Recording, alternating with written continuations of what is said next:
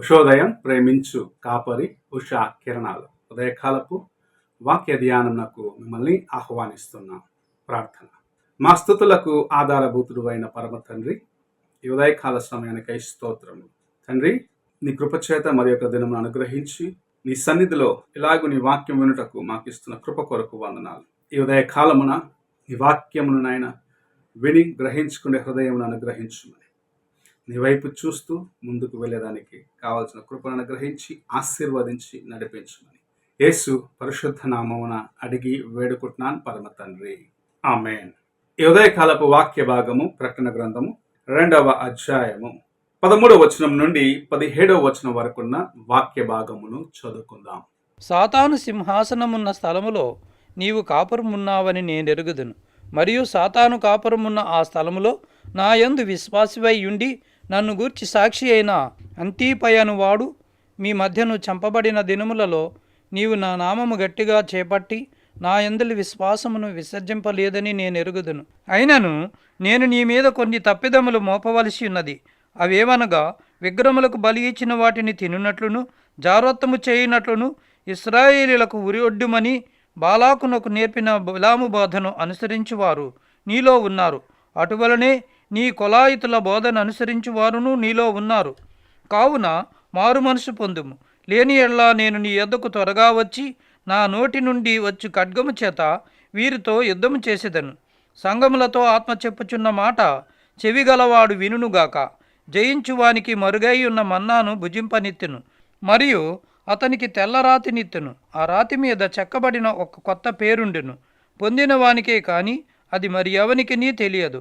మనము చదివిన వాక్య భాగంలో పెర్గము సంఘములతో ప్రభు మాట్లాడచ్చు చెప్పుచున్న మాటలను వినగలము.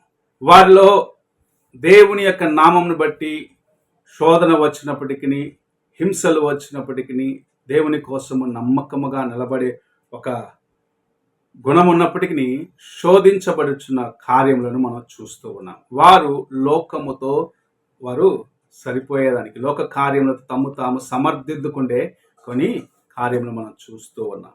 బిలాము యొక్క బోధన వారిలో ఉన్నట్లు, అనగా అలాంటి వారు వారి మధ్యలో నుండి పాపమునకు ప్రేరేపించేదానికి ప్రయత్నిస్తున్న కార్యములు మనం చూడగలం. అదే సమయంలో వారిలో నికోలాయితుల బోధ కూడా ఉండటం ప్రభు చూస్తూ ఉన్నాడు.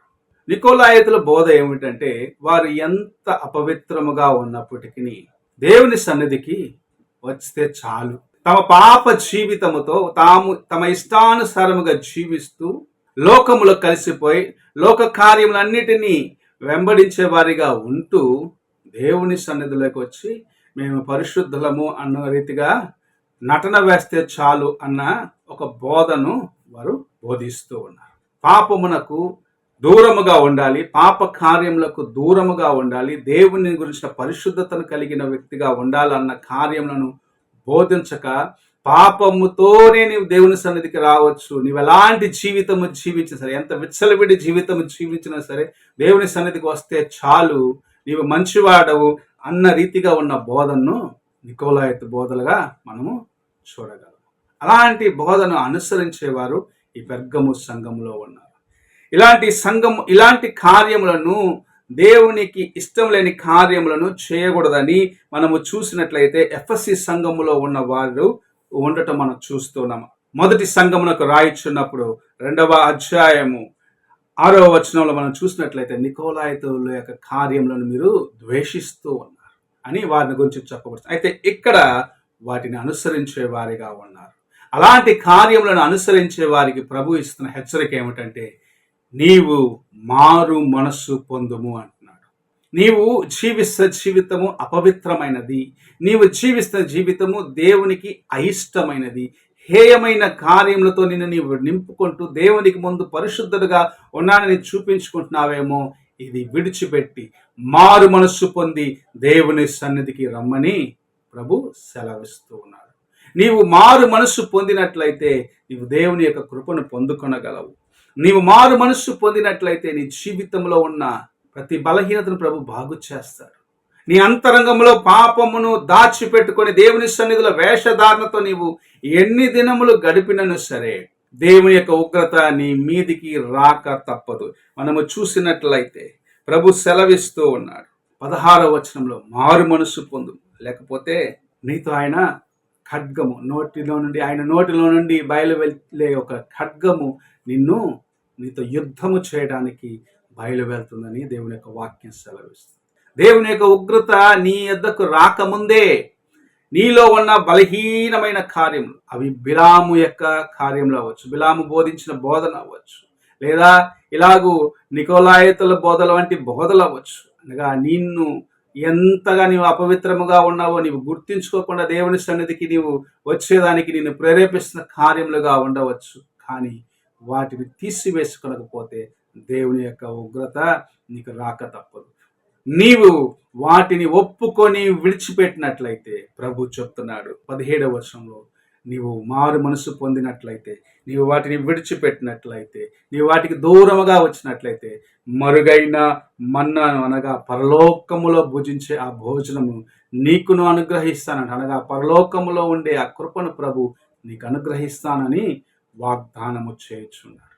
ఈ ఉదయ కాలమున దేవుని యొక్క వాక్యం వింటున్న ప్రియ సహోదరుడా, సహోదరి, ఏ కార్యము నిన్ను దేవునికి దూరముగా చేస్తున్నది? ఎలాంటి విషయంలో నీకు దేవునికి మచ్చలో ఉన్నాయి? ప్రభు సెలవిస్తున్నాడు, నేను నీకు ఇవన్నీ చేశాను, నేను నీకోసం సమస్తము చేస్తున్నాను, నీవెందుకు ఇంకా పాపము వైపు పరిగెత్తుచూ ఉన్నావు? పెర్గము సంఘముతో చెప్తున్నాడు, నీళ్ళు అన్ని బాగున్నాయి, కానీ బిలాము బోధ ఉన్నది, నికోలాయితు బోధలు ఉన్నాయి, వాటిని విడిచిపెట్టుము, మారు మనసు పొందుము, నా రాజ్యంలో నాతో పాటు భుజించే అనుభవం లేక రమ్మని ప్రభు సెలవిస్తాడు.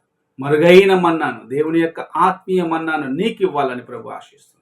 దేవుని యొక్క కృపను నీకు ఇవ్వాలని ఆశిస్తున్నాడు. ఆ కృపను సంపాదించుకునేదానికి సిద్ధమా? ఒక్కసారి నీ హృదయాన్ని పరీక్షించుకో, ప్రార్థన చేసుకుందాం.